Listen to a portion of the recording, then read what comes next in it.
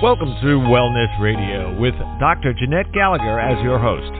Her show discusses topics of health, wellness, and spirituality, and is about discovering your place in this great universe, from your cells to the cosmos.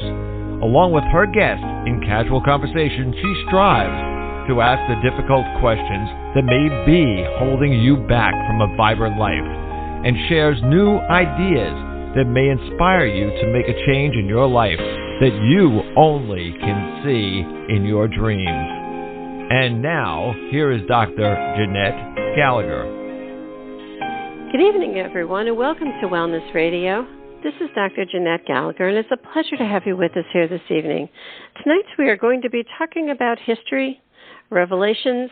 We're going to be going back in time, all the way back to ancient time. What are the books about? What are the stories about? In our Bibles, in our dogma, our prophecies, how did our beliefs and truths even come into being? And where are we in the world? So many questions. So many times people will take words, sentences, and there will be 100 different ways of interpreting it. You'll interpret it when it's happening, perhaps before it's a prophecy, and maybe afterwards it's a reflection. And maybe even so, several decades, centuries, or even so much time has passed, you look back at it and you say, wow, they kind of missed the story altogether, or maybe they were right on. Today my guest is Jerry Huerta. His book is Thy Kingdom Come, Reevaluating the Historicist of Interpretation of the Revelation. And that is exactly what Jerry has done in this book. There is so much information. It is just mind-boggling sometimes for those of us who are a little bit on the other side, and it's not our everyday work. However, what I found going through the book is there were several sentences I did understand, and I wanted to know more. So what we're going to do today is I'm going to share some of Jerry's writings. He's going to share his interpretation, and we hope that it will inspire you to find out more, delve into the book.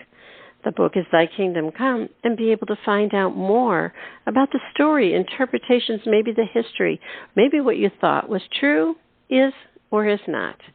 Jerry, thank you so much for joining us today. It's a pleasure to have you with us. You're welcome, Dr. Jeanette. So glad to have you. Don't you think, Jerry, that there's so many different interpretations of the language? I think, I've always said you could take those 27 letters and goodness gracious, why are we still finding new ways, right? Well, I do believe that, there's a lot of branching out, but it's always from just 3 or 4 at the most schools of thought on prophecy, interpretation of prophecy per se. It's futurism, preterism, and historicist. The historicism is where I'm coming from. There is another one that's called ideology, but it doesn't really deal with trying to interpret it in real time and history, but just the general overview of symbolic things that happen continuously. And I'm dealing with the 3 main schools of thought that try to interpret the Book of Revelation to the history, world history. Can you tell us what is the Book of Revelation? Many times people will say, oh, I knew it, I got it. Those people that always, kind of read it on a Saturday or go to a seminar kind of idea. But can you share what your thoughts are? Because it is so explicitly drawn out in your book. However, if you were unaware of it, it's like, I really don't even know what you're talking about. So can you share that? Well, yes, it's prophecy. It's being revealing something about our history, what's going to happen, and like I said, there's different schools of thought as when that is supposed to happen, and that's what prophecy tends to do. Right. So many times, we see people saying, well, I think something's going to happen. It's going to happen in the year, blah, blah, blah, and watch for it in the summer. And then when it doesn't show up, then they say, you must be, a fortune teller. You don't know what you're saying. You don't know what it's all about. Yet sometimes when we talk about prophecies, are they perhaps a change or a shift in thought, belief, or in the world? And when they show up, you kind of sometimes don't even recognize them because you're in the flux of them.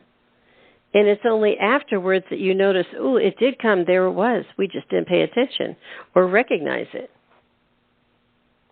Usually that's the way it happens. Is prophecy is best understood after it's already happened. And I do quote some general individuals who state that in the book. And yes, it is basically general trends in society that's narrated in certain symbolism in the book. And people are trying to figure it out, have been trying to figure it out, I guess, since Christianity came into existence. And I do believe that there is one school that has the tools in order to open it up. That doesn't mean that they've actually been able to properly interpret it until those events or trends happen in our world, in history and society. Yeah, that's so interesting because you look back at Edward Casey, at Casey's work, and a lot of Casey's work was pretty much a prophecy, and people looked at it. I think there were a few others that we talked about on the show before, and they kind of fizzled out, But we also think about it in our own lives, too, how things are going to come up. People are saying, oh, I feel like something's going to change or shift, and we kind of don't even notice it. Then they go to church and they want to see what the church has to say about it, or they want to go to their psychiatrist and see what he says about it, And I think we want to have all of the banks for validation all incoherent, kind of like all joined together. We all want to be saying the same thing, so we don't, how people say, you don't want to look like a fool, but you want to feel like, I have all this education, I can turn around and say this, and I can validate it. Do you think that sometimes a lot of the interpretations are stoked on that, their validation of it? Absolutely, but nevertheless, though, we can look down through history and get some things that are validated. Take, for instance, like the Book of Revelation talks about the rich merchants of the earth. I mean, you can't symbolize that too much. And it's talking about a time when they become, dominant, and people in the church are saying, we are rich and increased with good, which is a market-driven society. And that's exactly where we're at today. There's be very little confusion about we are living in these times when the merchants have waxed rich, and people are caught up with commercialism. It touches every facet of our lives. So, I mean, you can be accurate. Some people are not because they just don't understand these things or don't understand the times they live in or history itself. As we see stories going over generations, going over ancestral lineage, going over times in the world, sometimes we say the story loses its vibration. It loses its essence that it was, the manner in which it was written, the power that it had at that time, and we kind of misconstrue it. In other words, we're looking back at stories reflecting with today's virtues at yesterday's eyes. Do you think sometimes people do that? Yes, but there's a tool. It's called hermeneutics. There's a historical grammatical principle that should be used in being able to interpret things from the perspective of the past, and that's knowing history, how people thought in the past, what were their ideas about certain phrases that were common in that time, idioms that were used in that time. And it's a question of educating ourselves in that and utilizing that tool, hermeneutical tool of historical grammatical interpretation, and that should alleviate any type of inaccuracies or anachronisms, in other words. Right. Yeah, because you hear a lot of the stories changing. Now, what we're going to do, Jerry, is that I've underlined some words that I kind of stuck out to me that kind of said I'd like to know more about that, and you could share your interpretation or what you were trying to go for in that work, okay? Mm-hmm. Right. So what I had underlined first was, when he wills good, sin is too strong for him. I thought this was so important. We talk about sin these days. A lot of people have really gone away from religion, and they said, oh, the book's the dogma, I'm not going to do that. And I want to know that God has a will, and then, maybe there's no God at all in the first place. So then people kind of like start running amok. We see this chaos everywhere these days. So how does this word, this sentence, fit in with the history that you've been working on in reflecting in our perspective today? Could you expand a little bit on that phrase? Because I'm blanking out. Yeah, it was right in the beginning of the book on page 8. It said, okay, Paul affirms that ultimately man has no power over his carnal nature. And, you know, people say, oh, I don't have power, people are doing it to me kind of idea. And then it said it causes sin even when he will resist. The will resists. You know, and I think that's sometimes we say, you know, oh, well, I don't have power. God told me to do it. You know, people will say that. But then you see people saying, going out there and doing things, and they're saying, well, he must have given me eyes and 2 hands, and he told me I can go rob the store. So, you know, it's his will that I'm doing it. So it's sort of like, I think the idea of people are asking, what is good and sin about? That's what I'm asking. I think that part of the book is addressing about free will. Many people say that determinism, or that God is determining things, it voids. If you go too far with it, it voids freedom of will. But what Romans chapter 7, that's what it's relating to, is basically saying that your carnal nature is because of the fall of man, will not allow you to continually do good things. You can do certain things that are good, but it will also ultimately work out towards the wrong effect unless you are able to overcome that tug of your carnal nature. That's what Paul is saying, is that, and you cannot do that by yourself. You cannot do that by yourself. You actually need God to help you to overcome that. So the question of freedom, and determinism, we are not free from our carnal nature until God chooses us. He saves us. We can't do that by ourselves. It takes God in order to do that, and that's what the Calvinist position was, and I have to agree with that, as opposed to the Armenian version that. We're the ones that choose God and not the other way around. You know, I've said on the show so many times, you're given by the breath of life by something, somehow, some way. You can name it however you want to, but you got here, you know, and you're here. So you have to kind of come to some kind of rationalization about how you're living out your life. And I think your book is a walk in the park to be able to say, how am I living out my life? You're bringing up all kinds of questions in here where people are saying, no, that's not what I'm doing, and oh, yes, this is what I'm doing. So I'm liking that you're being able to share their stories. How about this, where it says, that is the trial of your faith, being much more precious than gold.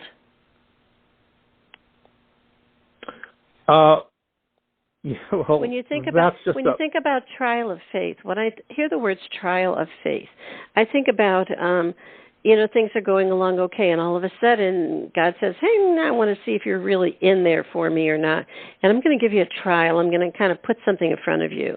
You know, when you think back in history, there were a lot of things that happened, like plagues, burning down the cities. People were very not so good people. You think about like a lot of murders, and people were kind of wiped off the earth with tsunamis and stuff. So when we think about trial of faith, what do you think you were sharing there? I do believe that it's in essence what we're all dealing with. If God is working with, and if He chooses us, He's going to chastise us. That's Hebrews chapter 11.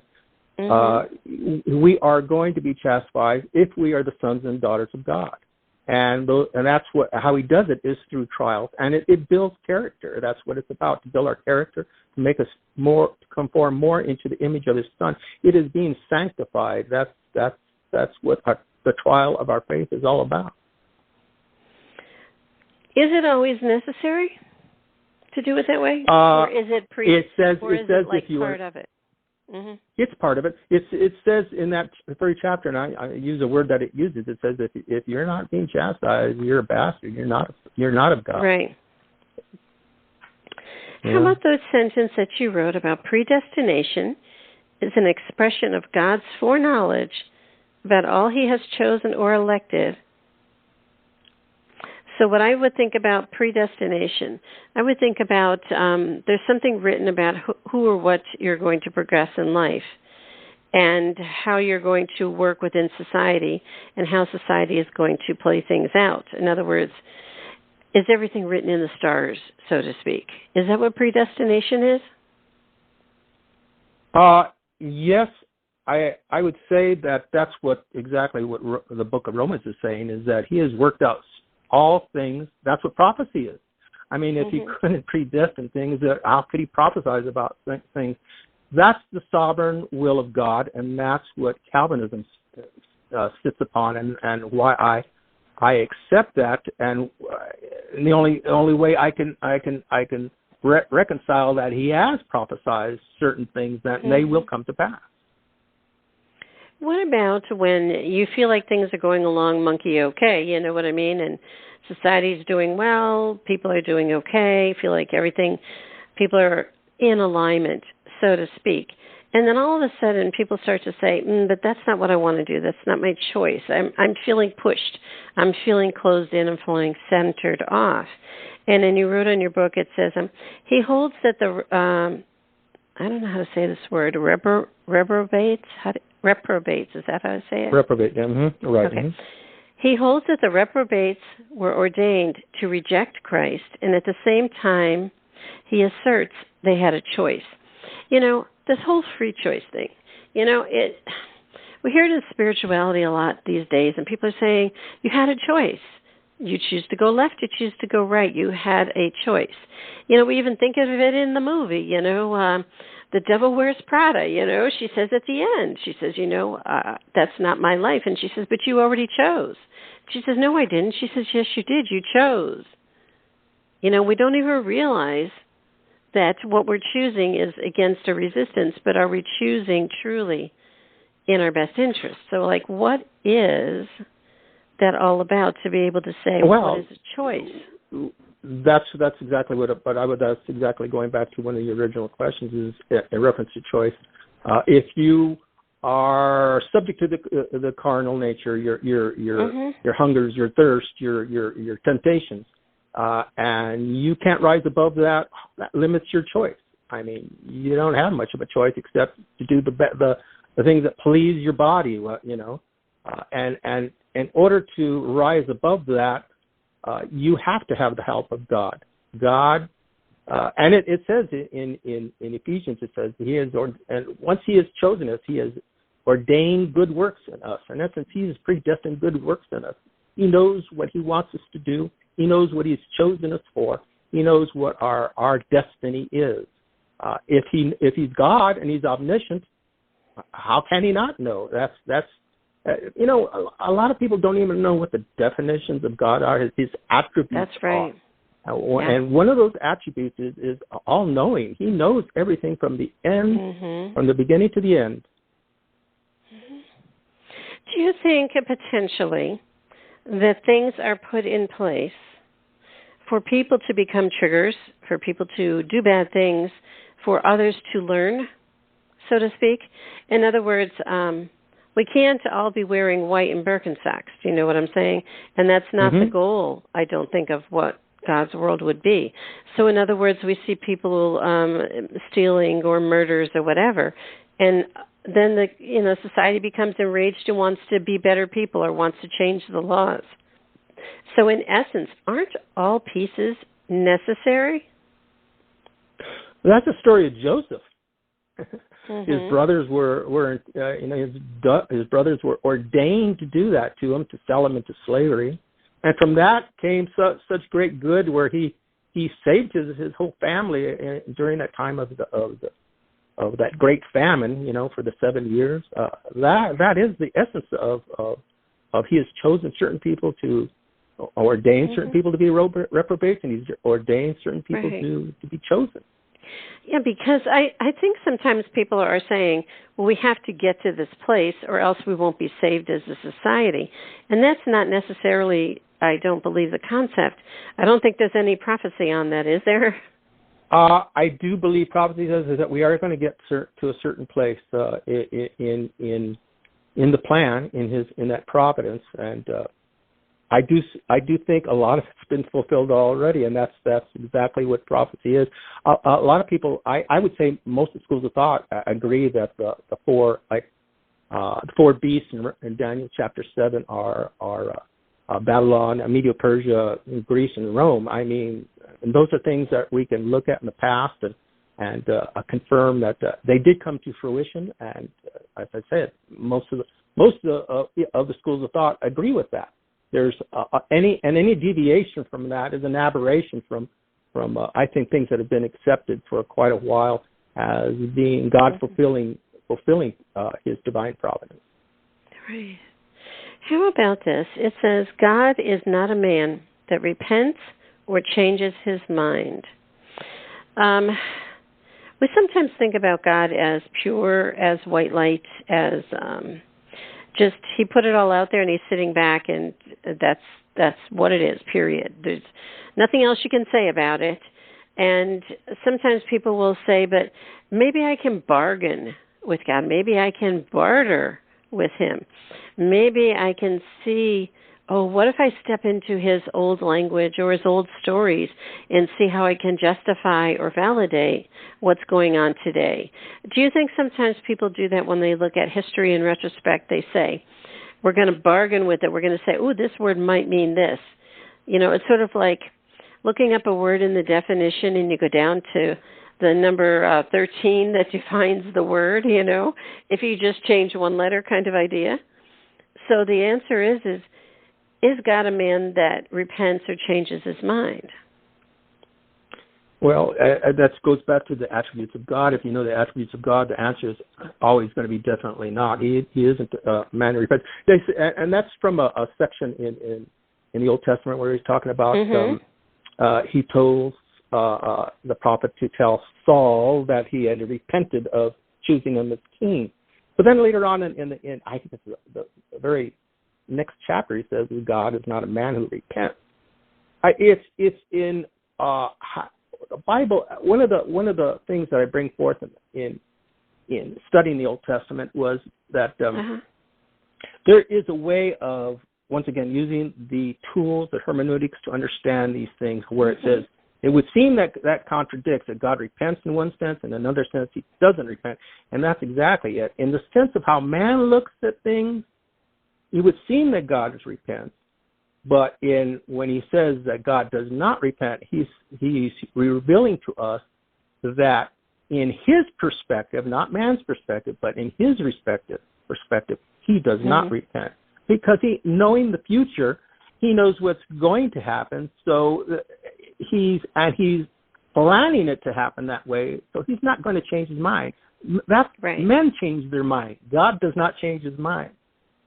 Yeah. I'm going to take this totally out of your context, however, to put it in context. I can distinctly remember when I had something was bothering me, and everybody was saying, go to the doctor. And I'm like, I'm a doctor. I'm not going to the doctor. You know what I mean? Well, it kind of got to the point where I was sick of getting harassed by it, and I just said, I'm going to go. So I go, I get my blood work done, and I'm sitting there with the doctor, blah, blah. And I came back, and I said, see, I told you it was no service whatsoever. And then I said, Jeanette, step back. You were in service. You helped the doctor. That doctor needed help that day. You gave him the answers he needed. And that's a perfect example of, not the path you are on. You are asked to be in service of what the process is. However, you just follow. Be guided and follow. Is that not the purpose? Absolutely. I think I've experienced that so much in my life. I do believe that I would get these books put in front of me that started opening my mind about how things were working out in the past and the present.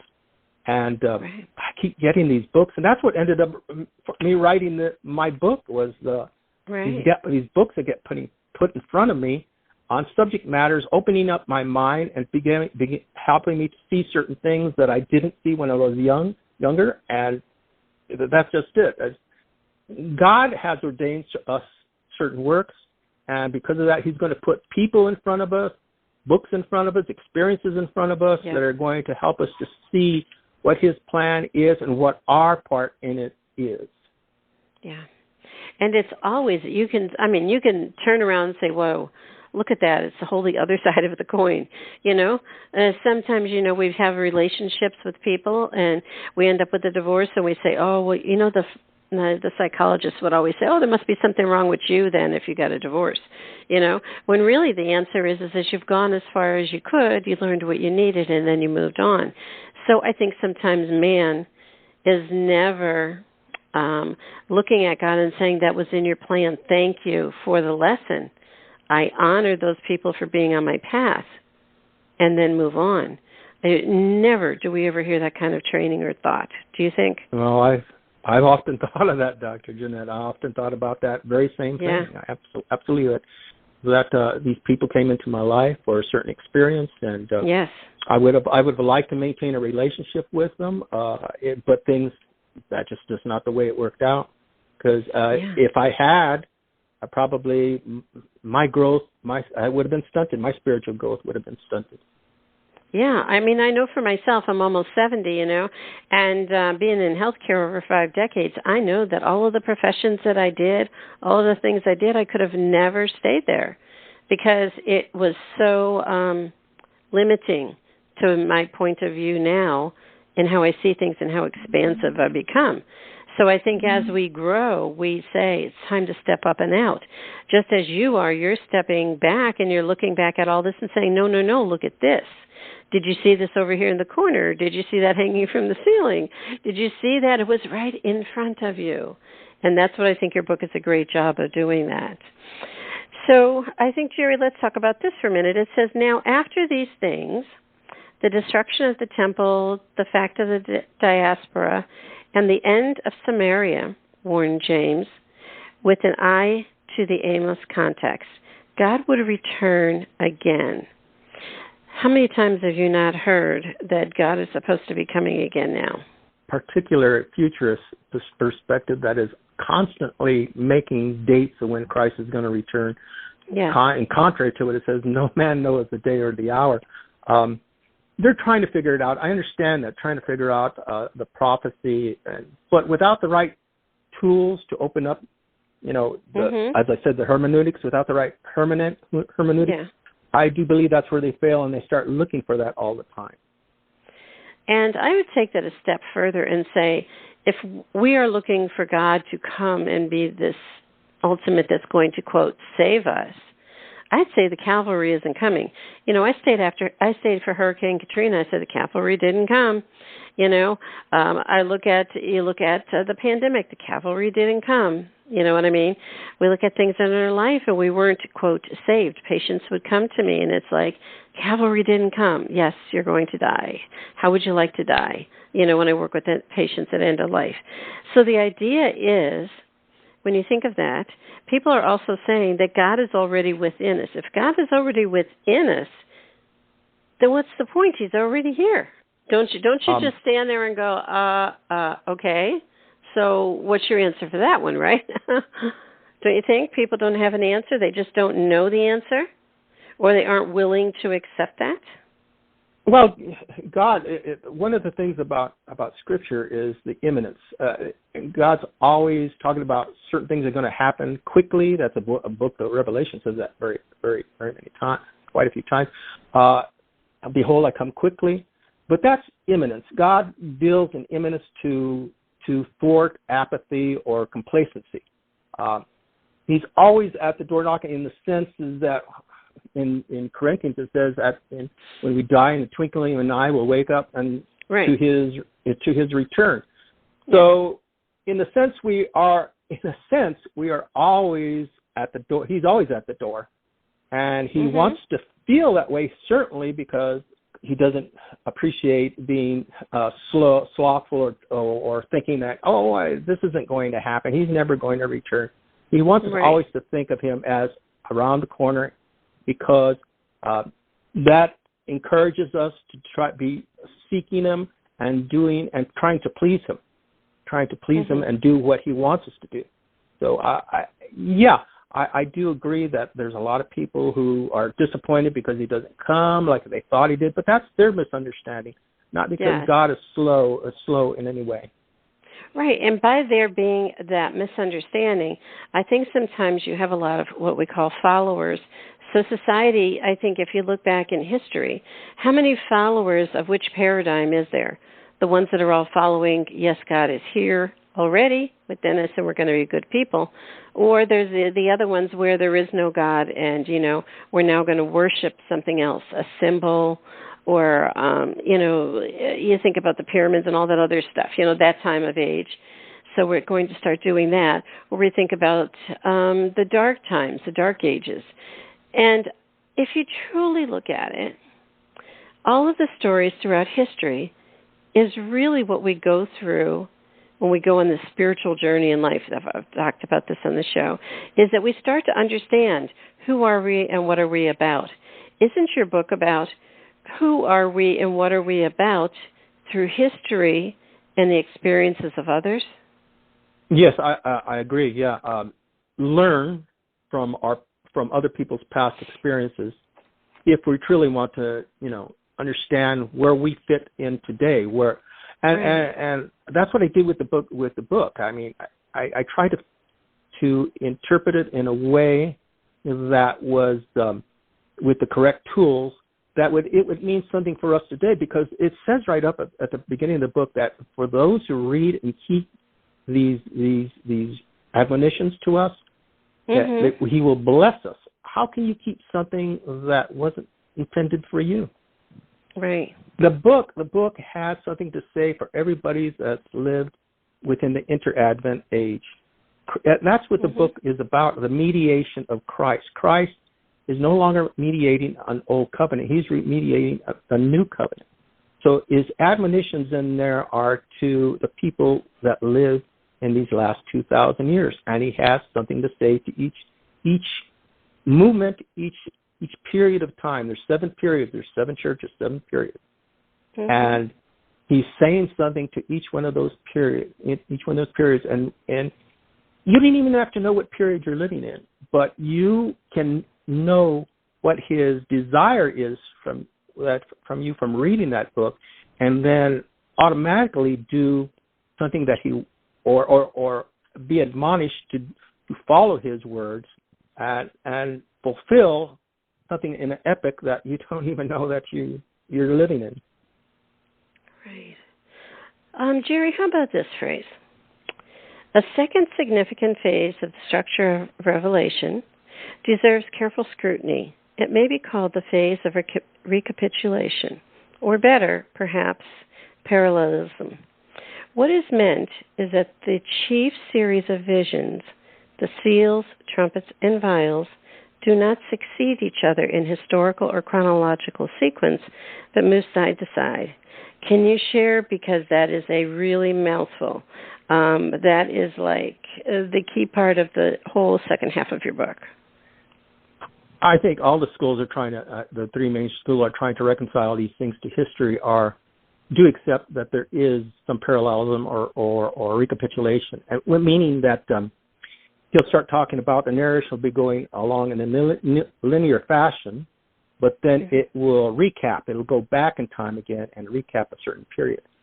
And the historicist paradigm that I'm coming from, what they've done with the seals and the 7 seals, the 7 churches, the 7 trumpets, and the 7 plagues even, is that they say there's recapitulation. It breaks the linear narration constantly and keeps going back into the past, into a same period, to express certain things that weren't dealt with in the previous narration.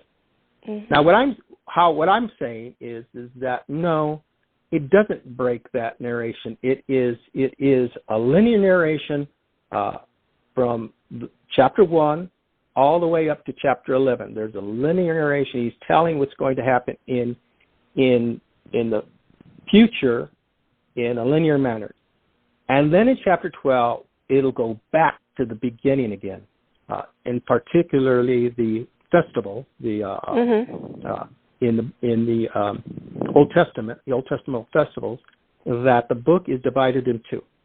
And there's a linear narration. Instead of recapitulation happening continuously, there's only one recapitulation happening between chapters 1 through 11 and 12 through 22. Okay? It's interesting. Go ahead. Sorry, it's interesting when you say about going back to time. If we look back in time, when you think about the cowboys and Indians, you think they couldn't even put 1 + 1 = 2 and couldn't even get themselves out of their own way. You know what I mean?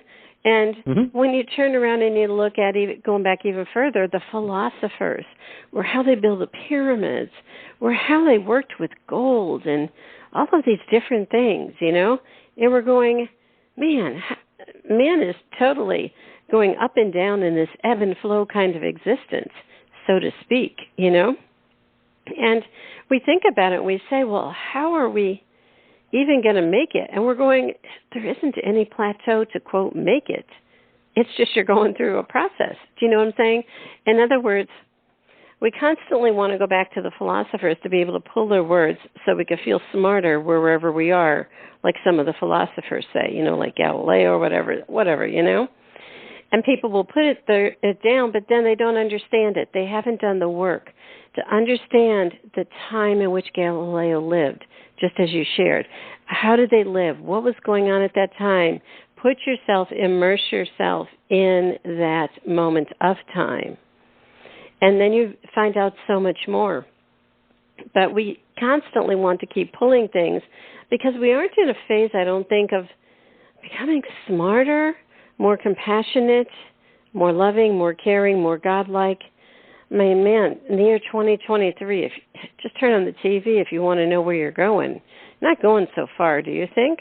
Yeah, I think that's what's happening right now in particular is that our leaders in particular don't seem to know the past whatsoever, and they're not learning from it. Absolutely. Right. There was philosophy of Hegel. He says is that man is destined to keep repeating the same problems or same inaccuracies because they won't learn from the past. And that's the thing about prophecy. You have to learn from the past in order to understand what's happening in the present. God is revealing things that are going to happen, but you have to. In particular, in the Book of Revelation, he uses symbols from the past in order for us to understand these things. And if you don't understand those symbols, you will not understand the Book of Revelation, or you'll twist it into something that it's not, which has been done so many times by so many people.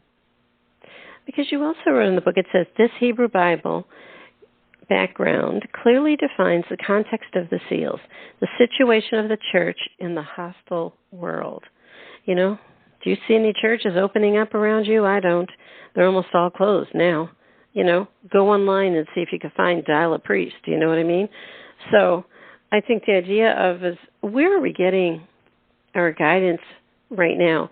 So even as you said about the symbols, they're there if you know how to find them or know how to interpret them. Where are we getting our guidance? What are we missing? And has this happened in the past where people are so disconnected as we are now? Well, that's one of the major things I deal with in reference to what do those seals represent? And in particular, in reference to who is this Babylon in there. One of the things that the New Testament says quite clearly is this is going to be a falling away at the end time. And what I brought forth is I've given a historical revelation about what has been written about Protestantism in particular in the final days. Protestantism is the very entity that brought about our secular state that we have today. And that's what a lot of people don't realize. You're right. Yeah, what churches are opening up out there today that are really godly? I do not deny that there aren't some. There is always a remnant.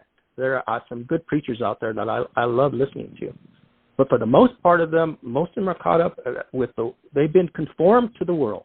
They've been conformed to the world because Protestantism itself, particularly, has been a harlot by its being conformed to the world.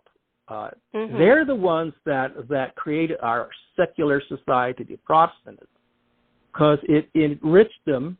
They had collusion with the rich merchants of the earth to bring about a world in which they could enrich themselves at the exploitation of their own brethren and have learned nothing from the past. It's one of the main things that God had a problem with his people, where they were exploiting their own brethren. And if you really delve into a lot of writers today, Bernard Balin, Nancy Percy, Mark Noll, they out this fact that Protestantism in particular itself got caught up with the rich merchants of the earth to exploit their brethren, and they're the harlot today. They're the harlot there, but there's always a remnant in the church that God will bring through to the end time.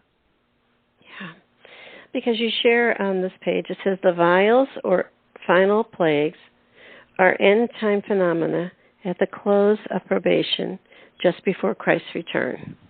You think we're close? Or is it just another illusion? I think we're close in this sense. We're past now the first four seals. I think we're entering into the time of the sixth seal when people are going to finally wake up, and it will be through the Spirit, outpouring of the Spirit, waking up to the condition that the church has not been faithful. It's time for them to start separating and meeting together with people who really care about the truth, who are ready to repent and see that they're responsible. We're all responsible. We're all responsible for allowing these things to happen with our own complacency. And it's time for us to wake up and to pray to God that He saves us from this and does not take away our inheritance. And I think we're headed towards that time. And then down after that, right after that, we'll be hitting the time of the trumpets, and then the final plague. Yeah, because it's not. People believe it's going to be an extinction of man. Perhaps maybe it's going to be extinction of man's habits, man's humanism as we see it, or the way in which man acts out in the world. So yes, it maybe will be the extinction of man as projected, and we will have a whole new projection, perhaps? I see that certainly we're going to have our noses rubbed in what secularism has wrought. Right. And we are seeing it right now. We are a verge of going, this world is going mad. Right. Our society is going mad. And I think anybody who God is moving in their hearts are seeing it, and they have to realize the time is getting short. I mean, I don't know whether I'll see Christ return, but I do believe my children will. That's the way I put it. Yeah. Yeah. I think also, too, in closing, I think the idea, Jerry, is that what we did today is we kind of brought up stories in the past, the present, perhaps the future. And what we're saying is that the world is around us and how we're interacting in it. And definitely what I said before, you were given breath. Everything else after that, you better figure it out, and that's what we're trying to do. So I think the idea of how are we living as good people? How are we respecting, honoring, and even caring? I mean, forget the word loving each other, even giving a hoot about the person standing next to you. Do you know what I mean? Absolutely. You know that whole that idea when people go through the grocery list and they're scooping up the last 2 pennies on the counter because they don't want the person behind them to get it. It's like, oh my gosh, stop, just stop. And because I think we are gotten to be so selfish in our own human silo. Like we've created this world in which we choose to live in. And I also see it in the spiritual community. They're like, oh, I'm shining white light. I'm a good person. I'm this, I'm that. I don't see that. Or if they walk past a homeless person, well, I just cast out some prayers to him and I'm going, oh, how disrespectful of you. Do you know what I mean? So the idea is what kind of silo are the humans now living in? And can we allow it to be shattered? I think that's the core of where we are at. Because once it's shattered, there's no putting it back together, right? You know, one of the things that rose along, when I say with Protestant, was individualism. I mean, and that was good in a sense. It's the going back to the beginning. It's the man will know good and evil. Yes, there was some good to be garnered from the fact of individualism. I mean, individual rights. You know, respect for the individual, as opposed to just him being caught in this pauperism and to the kings and the aristocracy. But at the same time, look where it's gone. It's gone to an extreme now, where man doesn't understand his responsibility to community. Also, it's not just what you want. You have to understand that we are in it not for ourselves. We have to be concerned with others and the good of everyone else too. It's not just about ourselves. This has to go through these ramifications and all these things in order for us to wake up and to realize that we cannot, our ideologies, our ideas are not going to solve man's problems. It is being close to God and understanding it's not just about ourselves. It's also we have a responsibility to our communities, to our families, which is, I mean, our particular capitalism has been very hard on family. The demise of the family has been part of it. And that's because all we are concerned about was our individual rights and what we want about our, you know, what makes us happy. But we also have to understand it's a marriage of the two. Our personal individual rights are important, but at the same time, we have to be concerned about not just ourselves, about what's good for our neighbor too. You know, we see a lot of this. In closing, I wanted to share this. We see a lot of this in healthcare. You know, someone will call up for an appointment to get a test done, and they'll say, there's no appointments for a few months, you know, and they're like, well, you have to do it. You have to save me. You have to get me in. Can't you kick somebody else out? You know what I mean? That kind of idea. And when we look at that, we say, what is the story all about? You know what I mean? And I think some of our societal systems have to break down just as well as humans. Do you know what I mean? So the systems... and they are breaking down. Yeah, right. Some of the systems we are in, they just have to go crazy.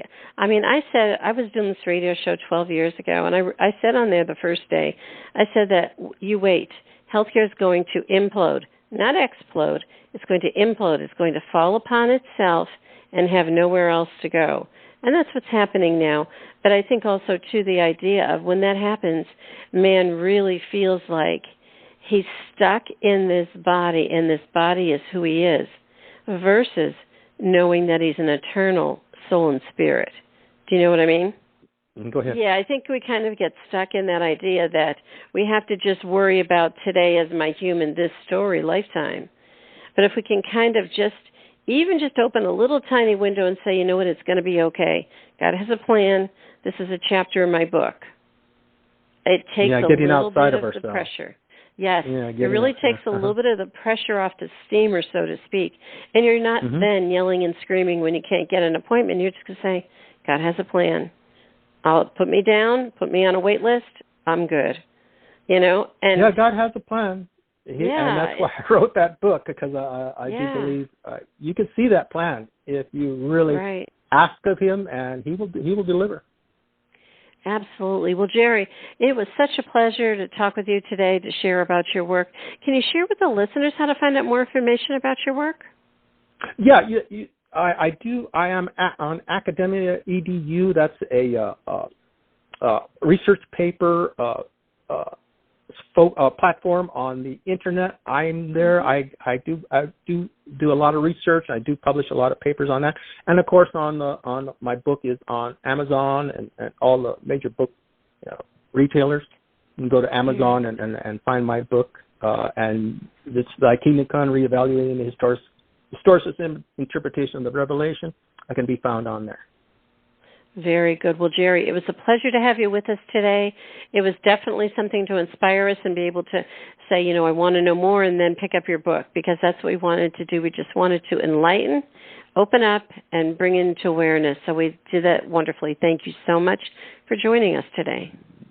Thank you, Dr. Jeanette. If you'd like more information on Jerry Huerta, again, the book is Thy Kingdom Come, Reevaluating the Historicist Interpretation of the Revelation. Please do click on the link on the bottom of today's show page to go directly to his information website. And it is about saying that what is going on, we have got to change. We as humans, if you look back in history, have been up and down and all over this place. We have been good people, bad people, smart people, not so smart people. And maybe now we're at the point of it's time to wake up. There's so much more. We're not just humans. We are God-like, and how God plays a part in our world. Definitely do check out Jerry's book. It's an eye-opener. It is very heavily dense in a lot of information, but I thoroughly suggest pick out the sentences you understand, and you'll get the messages that you need. So thank you so much for joining us today. This is Dr. Jeanette-Gallagher. Until tomorrow, have a great day. Today we discussed many life-changing concepts. Who do you turn to, and how do you know what is best when faced with a health crisis? Dr. Jeanette is a patient advocate. She listens to the patient, the doctors, and the family, clarifies the health issues and concerns, then helps the patient make the best choices going forward. If you would like help implementing change into your life and health, we can talk and see where you are stuck and how to improve the quality of your life. Check the link on the bottom of today's show page or visit dr.jeanette-gallagher.com to schedule a phone appointment today.